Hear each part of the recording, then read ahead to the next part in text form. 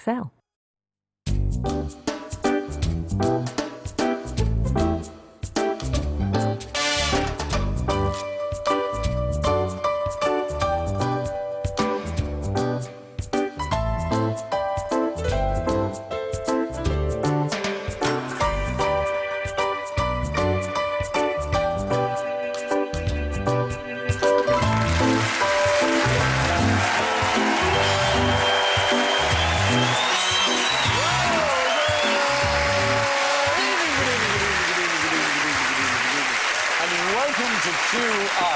Which tonight is just a jumble of J things. And joining me in the land where the Jumblies live are an owl, Joe Brand. And we have to have a pussycat, John Sessions. And a beautiful pea green Dara O'Brien.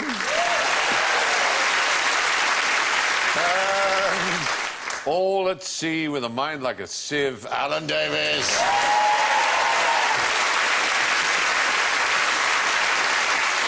So, let's hear your J buzzers, if we may. Joe goes... I'm still Jenny from the block. Yes, that was obviously some female artiste. J-Lo. J-Lo. Yeah. John goes...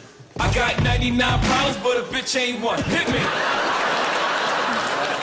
10 points if you knew who that was. Usher. I think Jay would have helped you. Jay-Z? It's too late now. I think, yes, Jay-Z is the answer. Jay-Z. Right. Or Jay-Z, as we call him. Yeah. And Dara goes... It's not about the money, money, money. We don't need your money, money, money. And that was... The lovely Jessie J. Jessie J, absolutely. Yeah. And Alan. Jay, we're like Jack and Jill. Hell is the love light in your eyes. Oh, it's the alphabet song. I think that was Perry Como. I may be imagining it. Wasn't a J person, was it? No. I think it might have been his brother Jerry Como. Never mind. Those are the all J buzzers, and J is our jamboree today. So, what do jockeys use their whips for? Hit me! Ooh, ooh, ooh. Do they have whips, or are they not called crops? A riding crop is a whip, so that's not...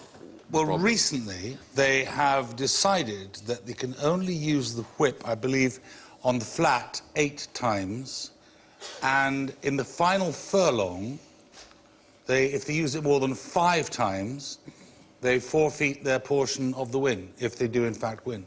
Wow, this is very impressive. For all I know, you're right. Yeah.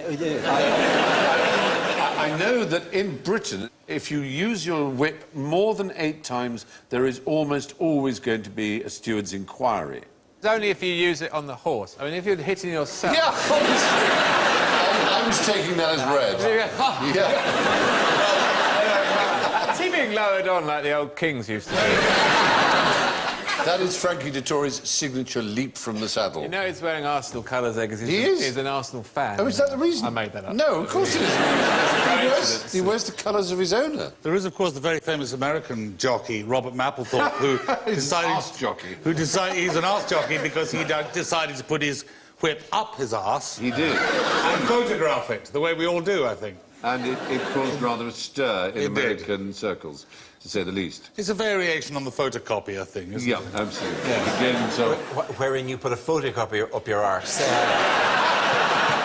Oh, surely we've all been there. We have a Christmas party. Yeah. No, I'm presuming it's some sort of encouragement to the horse to run, you know? You used a very important word, encouragement, because, of course, naturally, the RSPCA and those who care for animals are not particularly, frankly, pleased by the sight of animals being hit for sport. They don't find it acceptable. Quite a weapon when you see it close up. It's a heck of a thing, but...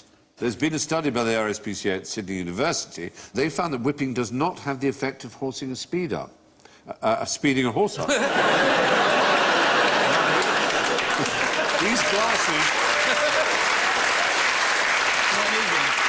I don't want to get all street on you there, but when you horse your speed up, it does take... it's when you get your methamphetamine to mix heroin in with it. That will make you run. Yeah. done with Stephen Fry. All right, OK, let me start that again. They found that whipping does not, in fact, have the effect of speeding a horse up. The RSPCAA claims this settles the case against whipping. The study's been criticised by racing authorities. They say it's too small a cohort of testings, only 48 horses in 5 races, etc. According to jockeys, speed is not the main purpose of the whip. The main uses are safety of both horse and jockey, stopping the horse from veering, losing balance, backing off from a jump, or prompting it to change the length of its stride. They're never allowed to use it to coerce the horse. The other is precisely the word you used, encouragement, which obviously the animal lobby says, come on, that's just a euphemism for coercion. Yes, it'd be delightful if we could run just a tiny bit faster now. This race is almost at an end. I think we've all seen horses being enthusiastically encouraged in the last furlong of a race. If you're in a race in which you have somebody alongside you, like at a parents' day for school, right? Egg and spoon. Egg and spoon. Oh, no, well, no, more the three-legged one, where you've got somebody with you. If one of the people had a whip and felt that you were lagging and other parents were beating you and then whipped you, your motivation wouldn't be to run. It was to stop whipping me, you prick. Yes, yeah, and also the notion that, you hit me in the bum, therefore I will be propelled forward as opposed to reacting, veering off, randomly finding a what is... I was caned in prep school and I never won a single race. It was terrible. Did you? You see, they whipped you every day. They whipped me every day. Did they whip you during the races? Because that would have been an impressive prep school thing if they let you start, if they gave you a head start and then ran after you with the cane. It would be a 5-legged race. I'm not saying that when you say 3-legged race, you're thinking of 2 people, but what we're talking about here, Dar, is horses. Well, yeah, but I wasn't saying that the last time I went to a school sports day, I brought a horse in an effort to win the 3-legged race. Nobody sussed it. I would love to see that. Have you let my delightful wife, Juniper? What happened to the old carrot dangle in front of them? Ah, the carrot on the stick, you're absolutely right. Well, inflicting pain is not part of the intended method. The whip, currently used in British horse racing, has an energy-absorbing design, which means it does not cause pain if used correctly, supposedly. The fact is, some people, and I have to probably count myself amongst them, think it would be a nice idea to have a sport in which you didn't have to hit animals at all. But maybe I'm wrong. However, what does a robot jockey do?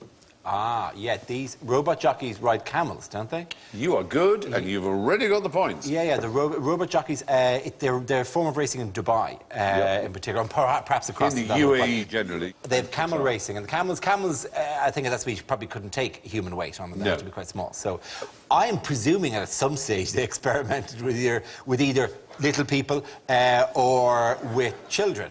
Yeah. It was reintroduced by King Fahd of Saudi Arabia in the 1970s, and children were indeed taken from their parents and were forced to be the jockeys on these camels. What do you mean taken from their parents? People would just turn up at a random house? I'm afraid, as you probably know, much of the service industries are performed by Sri Lankans and Indians. The Gulf Arab people themselves don't do much of the basic work, and it was Indian children who were taken to be jockeys. It was not a pleasant story, and there's no way of dressing it up nicely. And how much control do they have over the camels exactly? Well, they've got reins, and they also have GPS, so they know where they are. Now, you may say, why they put a face and a hat and costume on it. The fact is, the camels were spooked out when the robots just looked like machines. The camels were much more relaxed at the idea that it was a human on them, because they've sort of grown used to the idea. Right. So these only weigh a few kilos. They're not that expensive, about $500 each. They whip the camels by remote control, because the managers are following in a truck. So they do whip, I'm afraid. They're far lighter than the child jockeys, and I suppose it's less inhumane. They were designed in Switzerland.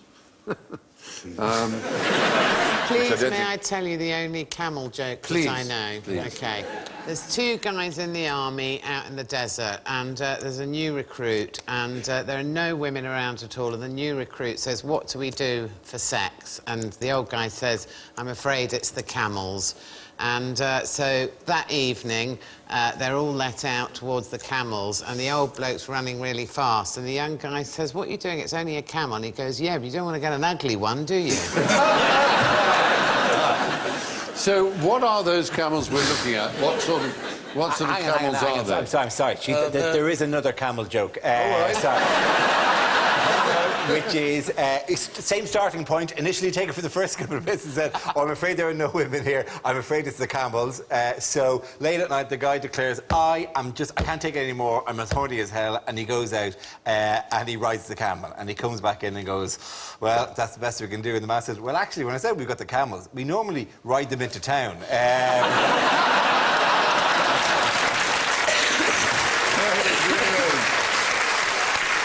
Anybody else got any camel jokes? No. Excellent, excellent. They are dromedaries, aren't they? Those are dromedaries, and how can Yes. you tell? Because they have two humps. No, because they have one hump. Oh. Oh, I thought they were sitting, the robots were It sitting does between look the a bit humps. like that, no. Bactrian camels with two humps are incredibly rare. Right. Well, especially in the wild. That's a Bactrian on the Oh, left. yes, yes. You find them in Mongolia and in China. Right. And they're probably not much more than 1,000 And left they in used the to have wild. them at the zoo when I was a kid, because Yeah. that's the sort I've been That's what on. we think of as a proper camel, a two-humped camel. In fact, That's... it only had one hump, and then I sat on it, and it looked like... So, there's another sport that's associated with camels in another country. You familiar with it? Smoking. There is camel smoking. That is unquestionably, I wouldn't say a sport, but it's an occupation. Sport to me. No, this is a physical sport involving the camels. Water polo. No, no, it doesn't involve humans. It only involves the camels. Chess. I sometimes, I look at you and I wonder where these things grow, where they come from, what's going on. Just be nice to see, wouldn't it? It would be fantastic to see camels playing chess. Checkmate. Yeah. Thirsty? Me neither. Go again. We have to go to Turkey. In Turkey, they have two males and a female, and as often happens with mammals... Three-legged races. No, as... Three-legged, No. would it? No. You've got two males and a female, and what that tends to make happen is the two males fight. So you then take the female away, and you have camel wrestling. It's a Turkish sport. It's just a kind of wrestling. They kind of push each other over. This is enormously popular. Look at the crowds. Yes. It's good numbers coming off of the camel. Oh, racing, it's yeah. incredibly popular. This is given to me as if it's unusual, but I suppose maybe it is. Maybe it's just me. When they're in the mood for sex, they urinate, use their tails to swish urine onto their own back, froth at the mouth, spit and dribble. Isn't that usual? Also, our hind feathers flare, and we stamp. That's right. Apparently, it seems they deliberately waste water by this urinating and frothing and dribbling as a way of showing their superiority. Because obviously water conservation is what they're all about as desert animals. Anyway, why does Joe Camel like Nosmo King? Hit me! Oh, Joe Camel was the mascot for Camel cigarettes. yes. There he is. Old Joe. There's old Joe up there. And Nosmo King Yes. was a British vaudeville act of the 1930s. And I think, obviously Nosmo King is no smoking, but That's right. that's not... He saw two doors. One said Nosmo, one said King. And when they closed in the theatre, it said Nosmo King. But he wasn't tempted to come to Phi Rigsit or something else. Emerge, NC exit. No, he wasn't any of those. It was in the 1920s that he, as you say, and then the Toilet. 30s. He was Roy Alcircle. But you haven't actually answered my question, which is why would Joe Camel like Nosmo King? You'd think he'd dislike him. Because Nosmo King used to be sponsored by Camel Tobacco. No. Joe Camel and cigarette manufacturers would like something that said no smoking. It makes you think of smoking. Yes. What psychiatrists have found is that no smoking signs make people want a cigarette. Makes you feel rebellious. It makes you feel, well, not just rebellious, it puts it in your head. Putting Whenever I big see one, signs it up reminds saying me of- no smoking is something that makes people want to smoke. This Worked reminds me very of well getting with on that the bloke, tube. can it? Yeah, it worked very well. The fact is, anyway, the sign no smoking makes people want to smoke. So that's why Joe Camel would like Nosmo King. That's a rather sort of complex way of putting it. Now, which one of you can imitate an expectant jackrabbit? Hit me! Well, yeah, wow, that's great. It's a kind of hare, a jackrabbit. It is a hare. It's It's a hare. American for hare, basically. It's American hare, yeah. But the female jackrabbit, when she gives birth to her young, makes no attempt to suckle them, and they are just left to forage for their own. So she's a bad mother. Daily And I would, Mail is gonna go imitate crazy her with this. like that, with a fag.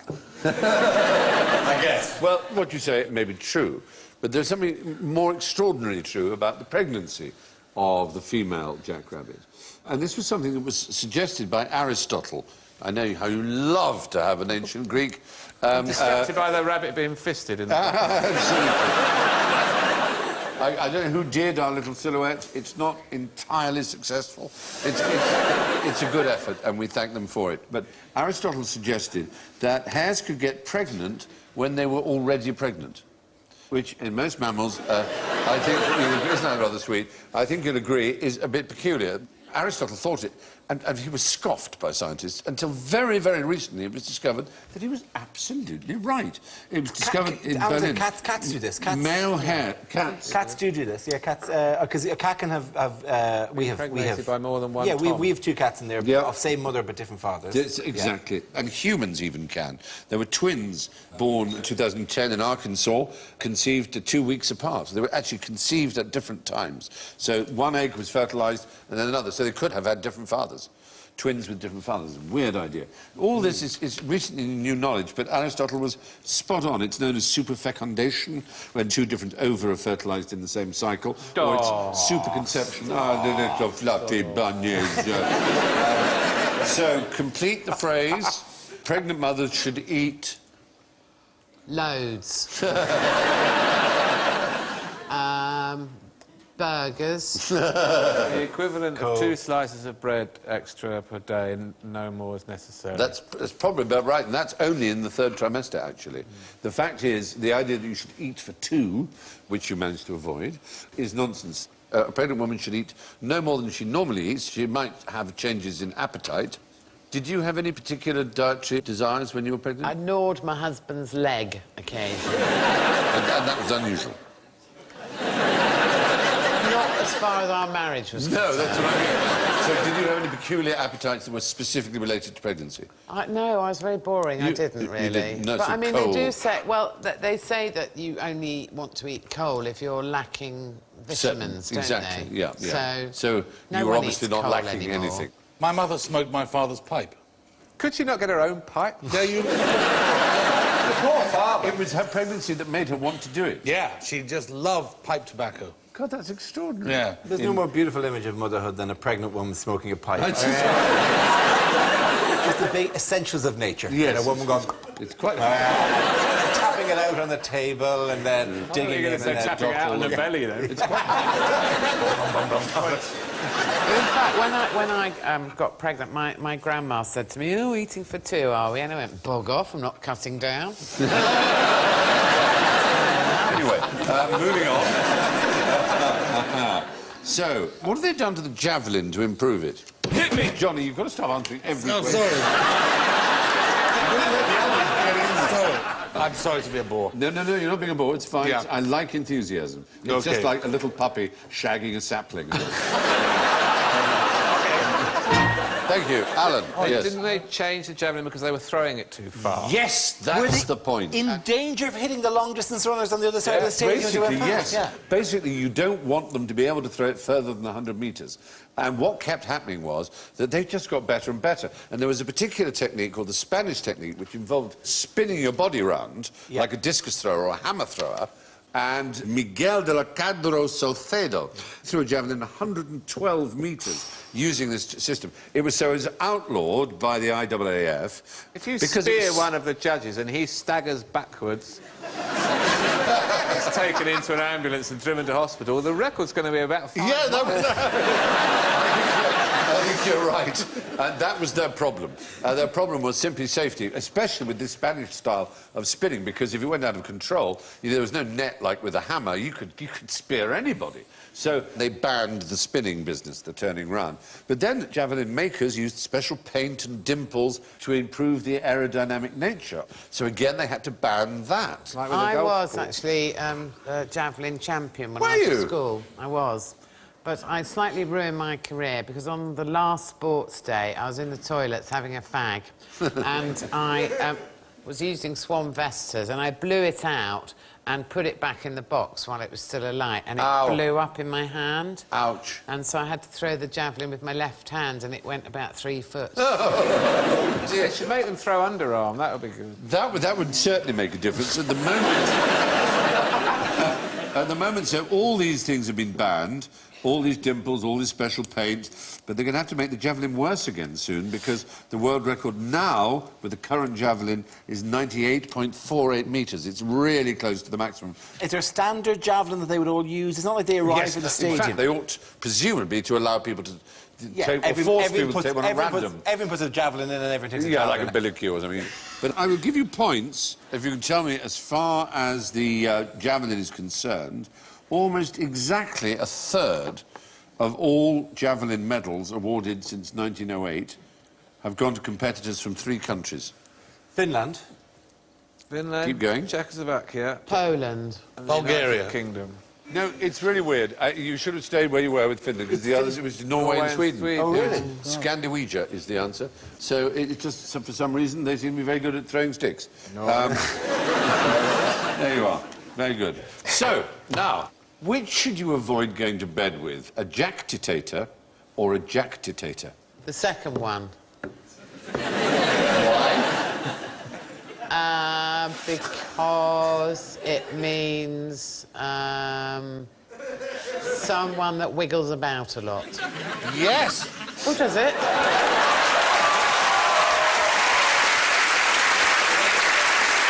The other official name for it is Willis-Ekbom disease, also known as restlessness or particularly restless leg syndrome. That's one meaning of jactitation. The other... yes, the other is... is speaking unpleasantly of somebody.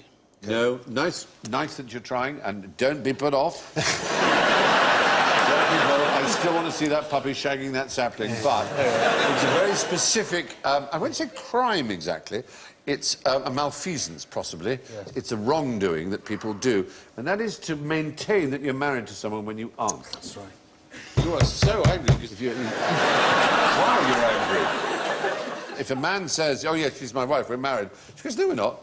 You can go to court, and your remedy is a suit of jactitation of marriage, in which you ask the court to declare that you are not married to the person who is claiming that you are. Is the jactitation, is it the denying of the marriage, or is it the maintaining the marriage, you're still married when you're not? A jactitator is someone who claims to be married to you when they aren't. So, ding dong, darling, I'm home, you're not married to me. Yes. That is the bad guy is the ding dong, darling, I'm Yes. home in this situation. Exactly. Stop doing this. I could actually take you to court because you never stop. Saying that we are married. But we're married in comedy, Alan. We're married in comedy. There you go again. Comedy and erotic love. Those two, surely. Hello. Do you know what the opposite is? Because my husband often says he's not married.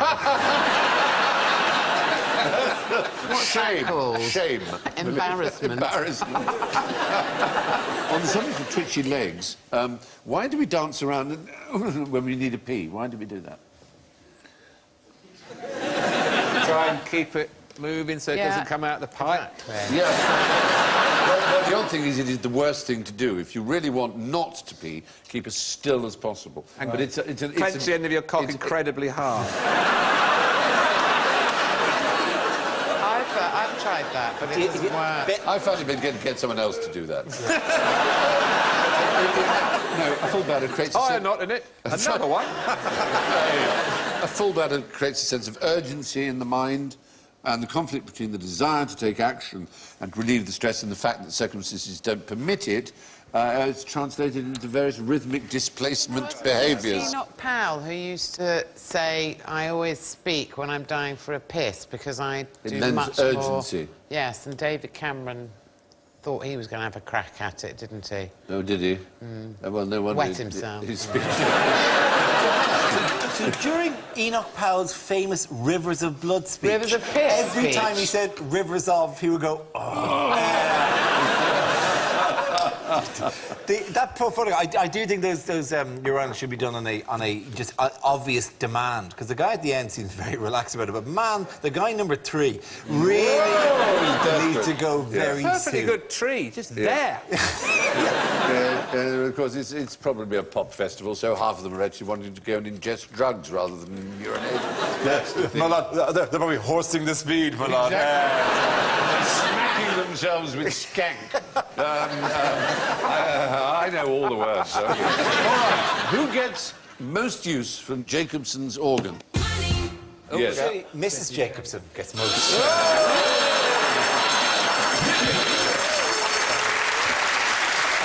All right, it's your turn now, Dave. Jacob's organ enables particularly lions and deer to chemically detect the pheromones in creatures of the opposite sex, in lionesses or...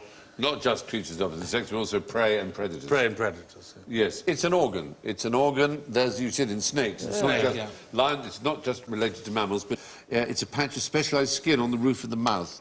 Many vertebrates have it, including humans. We have it. Oh, yes, we do. Unfortunately, we seem to have lost the use of it. But snakes and lizards can tell when an ant has been present a week earlier, that just by using that. How useful is that? Well, it can tell them when it comes back again. An ant was here a week ago. It might be. It's really improved my life. Oh, I'd love an ant now. But last week. in the case of horses, giraffes, camels, zebras, big animals, when they do it, there's an expression you've probably seen them pull where they almost turn their face inside out and stop breathing like that. Lord. And that's in order to get the chemicals onto An ant! onto There's been an ant! In their case, An ant in a stable last Tuesday!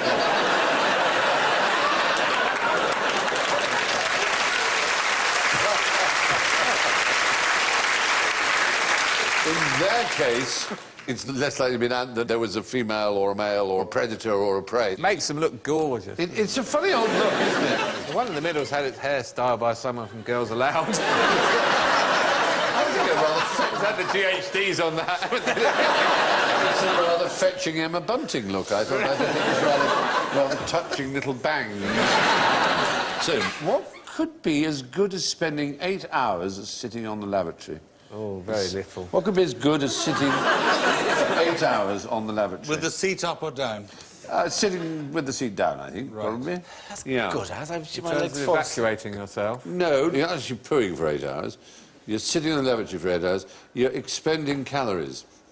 Oh, yeah. Just by sitting on the Oh, loo. yeah, well, anytime. Right now, this is not recommended in any of the books, but this, we are all losing We're weight burning calories. right now. Plus, It's of course, we're incredible. using our brains, or some of us are using our brains. What did you mean by that? The fact is, 8 hours of sitting on the lavatory uses the same calories as 1 hour of jogging. Good God. No. Yes! Right, I'm off. Truth. You don't have to be a lavatory. Pretend you're on the lavatory. Unless you want to go for a jog. Unless you really are pushing. Unless No, you're then- really then- heaving. If you are, as they used to say, straining at stool. Yes. Then that takes some clenching. Unclench, clench, unclench. That'll be good for you Yes, as well. yes, as I say. right. But for 8 hours, that's too much. That's too much. You'd have a sphincter that could grab onto a pool cue. And I know you could do this. I know what you could do with a sphincter. Don't You could go do any that. further. You've gone far enough and it's Can I beautiful. go further? Please do. Well, a friend of mine used to work as a nursing assistant in a home for elderly people, and there was one very old guy, I think he's about 95, and he was really constipated. So poor soul. they gave him a massive dose of laxatives, and he was kind of left on the loo to see what would happen. And this friend of mine swears this is true, and he said that when he came back, this bloke was lying on the floor. And the reason he'd fallen off the toilet was because he'd done such a big poo, it had levered him off. Oh, my God. But it's a charming story, and I love it, and You're not getting any cardiovascular work, though, are you? sitting you're on the not loo? doing... It's not Plenty more where aerobically that came efficient. from. No. There was a man who had a light bulb screwed up his arse, and this was mentioned to Alan Bennett. And Alan Bennett said, "What wattage?" Where did modern jogging as a mass movement begin? Jim Fix in the 1960s, was it? No, you're right. Maybe? He was the first American to Sorry. make it popular, but there was actually... yes. Forrest Gump. No, and again, that is Jim Run, Fix. Forrest, run! That is Jim Fix, who was the man who popularised jogging in America, but who died of a heart attack while jogging. That fixed it for Jim. It fixed it. The man who actually gets the credit for starting is a man called Arthur Lydiard, who was a New Zealander in the early 60s. The police would see people running in tracksuits and they would stop them. I mean, it was just such an odd sight. It had never been seen before. Now we take it for granted. Suspicious activity. Especially in New Zealand, people jogging all over the place. It's a very outdoorsy place. But then, yes, they were constantly being arrested. Yeah. The father of utilitarianism, who would you describe as the father of utilitarianism? Jeremy Bentham. Jeremy Bentham. He's yes. stuffed. He is stuffed. London University. They've taken him out of London University. University College, Oh, yes. they've removed him, haven't they? He's in a box. Nowadays, you have to make a special appointment to go Yeah, and see because him, people kept stealing him. Yeah, they did. I did a debate as a student in London University, and I was walking around the corridors trying to get the thing ready in my head, and I just walked into... I saw this box in the middle of a corridor, and it's not like there's a big sign, like, going... And he's dressed... Box, body in a box, yeah. body in a box, body in a box. You just see this little cupboard, and you look in, and there's like... Jeremy Bentham, one of the most brilliant men of his age, of course. Jeremy Bentham and James Mill used the utilitarian hypotheses on John Stuart. John Stuart James Mill was John Stuart Mill's father. I see, right, yeah. And he and Bentham sort of bombarded poor John Stuart Mill as a child with facts. So by the age of 4, he could speak Greek and Latin. And in his teens, he had an appalling breakdown as a result of this forced knowledge feeding. And the only thing that brought him back to sanity was reading the poetry of Wordsworth and Coleridge, apparently. So like my own life. Yes.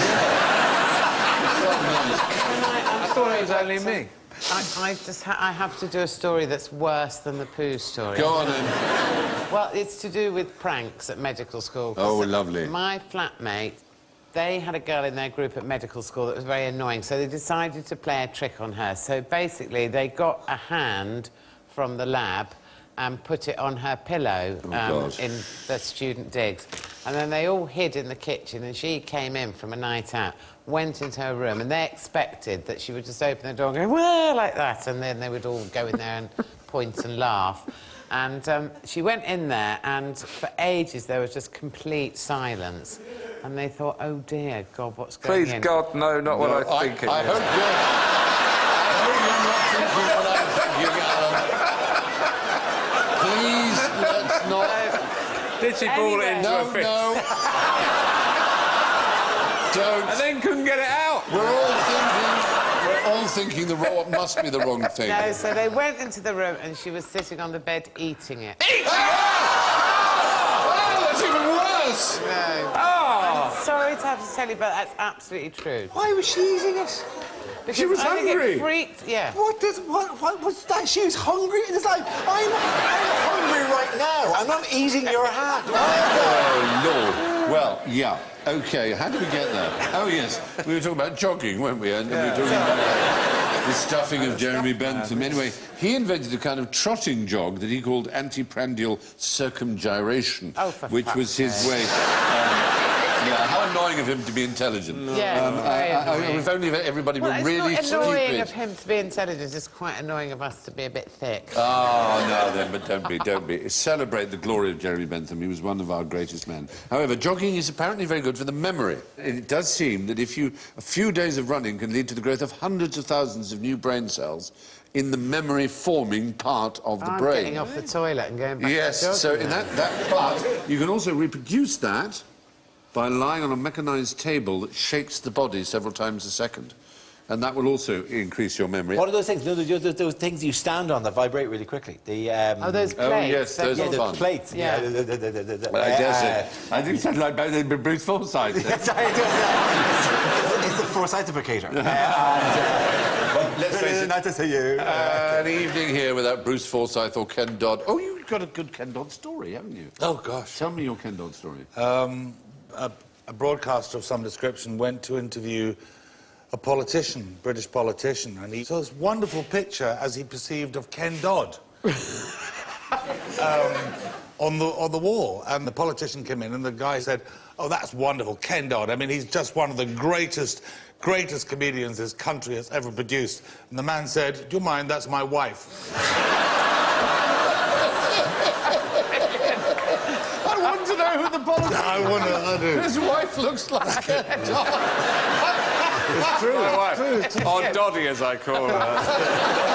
What a fine day. What a fine day to marry a politician. I'm telling you. And in came the children.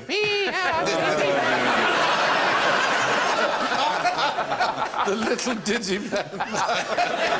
Oh, my God. Anyway, 8 hours on the loo burn as many calories as an hour's jogging. So, what does a cockroach find absolutely disgusting? Jeremy Kyle. Yes! Yes! is the right answer. Because Jeremy Kyle, almost, but he does count, is a human being. Right? We don't like cockroaches, and cockroaches don't like us. If they see us, they not only run away as soon as possible, they wash themselves after they've been touched by us.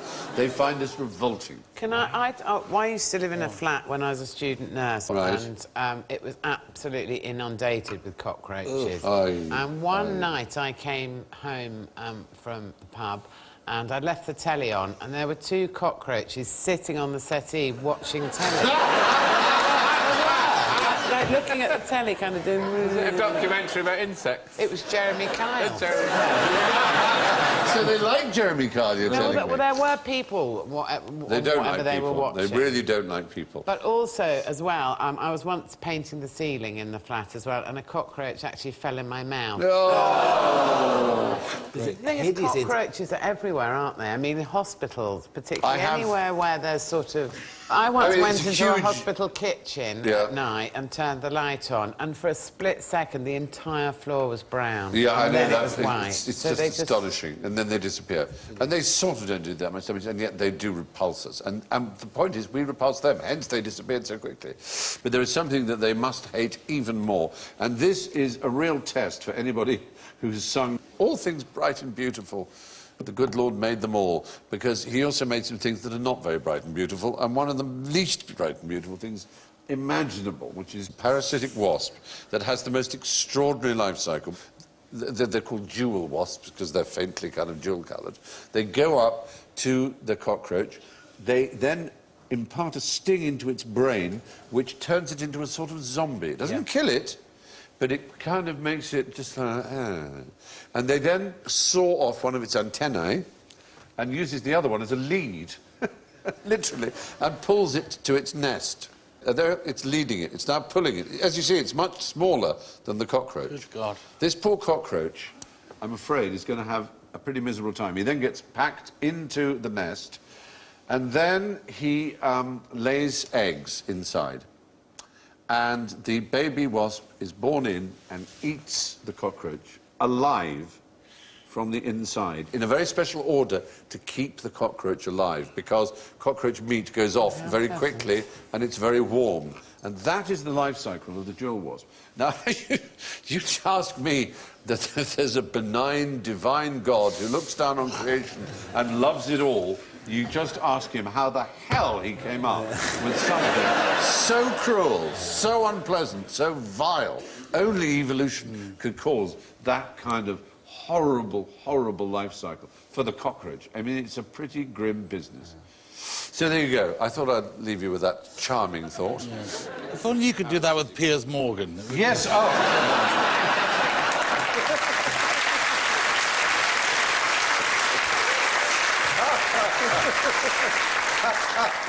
Very pleasing very good. thought. Now, here's a simple question. Why are we all such arseholes? Well, I'm contractually obliged. Well, let me say that there are 2 types of living creature. There are protostomes and deuterostomes. Stome is the Greek for mouth. Now, if you're a protostome, when you are just developing as an egg and dividing and turning into what will become a lovely little person, protostomes start at the mouth and then grow outwards. But humans, we start as an arsehole. We're deuterostomes because we're second mouths. We start as a bottom and then work outwards. So we begin as arseholes. Yeah. We all begin as little botties. It's a rather nice thing to know. It puts us all on an equal footing. Next time you look at George Osborne saying something grand about the economy, say you started life and continued life as an arsehole. So there you are. Now, this is very exciting because we have a very special finale tonight. Tonight, entirely alone, without the aid of a safety net, I am going to do something that has never been done by any human being since the beginning of time. Yes. Right. And all I need is A this. simple pack of cards? No. All I need is indeed a simple pack of cards. What I'm going to do is shuffle them. I'm going to shuffle this pack, OK? Now, there are different ways of shuffling. As you know, there's the overhand shuffle. Like that. There is your standard riffle, which just riffle, put cards together. Everyone can do that. Wait. I haven't come to it yet.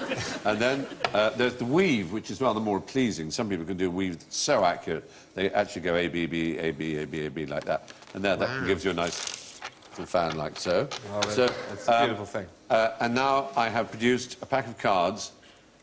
And that pack of cards, ladies and gentlemen, believe it or not, has never before in the history of our planet been in that order.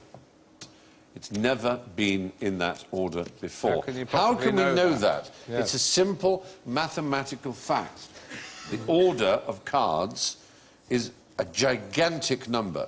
It's a number which is known by mathematicians as shriek. You write it as 52 exclamation mark. You'll know this. 52 factorial. It's 52 factorial, which is 52 times 51 times 50 times 49 times 48. These are all the possibilities in which a pack of cards can be. Just 52 of them.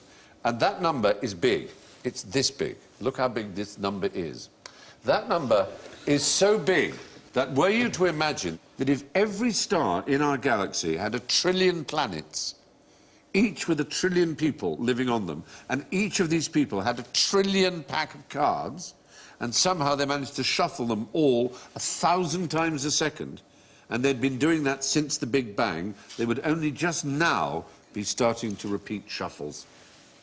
So I can say with all the mathematical certainty that is possible that this pack of cards has never been in this order before.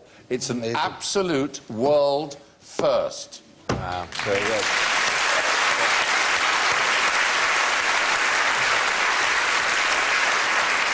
I know that seems amazing, but that number, it tells it all. It is astonishing.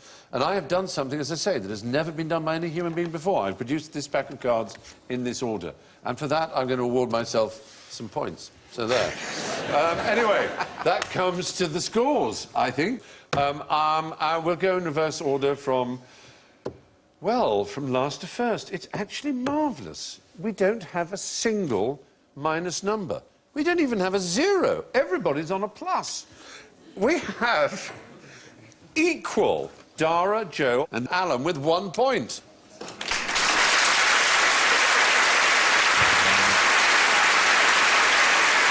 In a clear second place with 16 is John Sessions.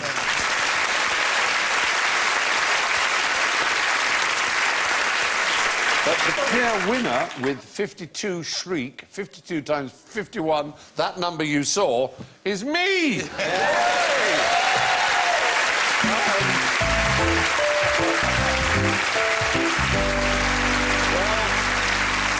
That's all from John, Dara, Joe, Alan and me. Thank you. Be utterly lovely unto each other, and good night.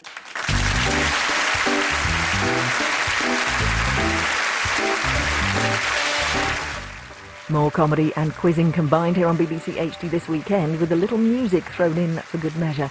Never mind the Buzzcocks, here tomorrow night at 1 a.m. Next tonight, though, comedy continues with Getting On.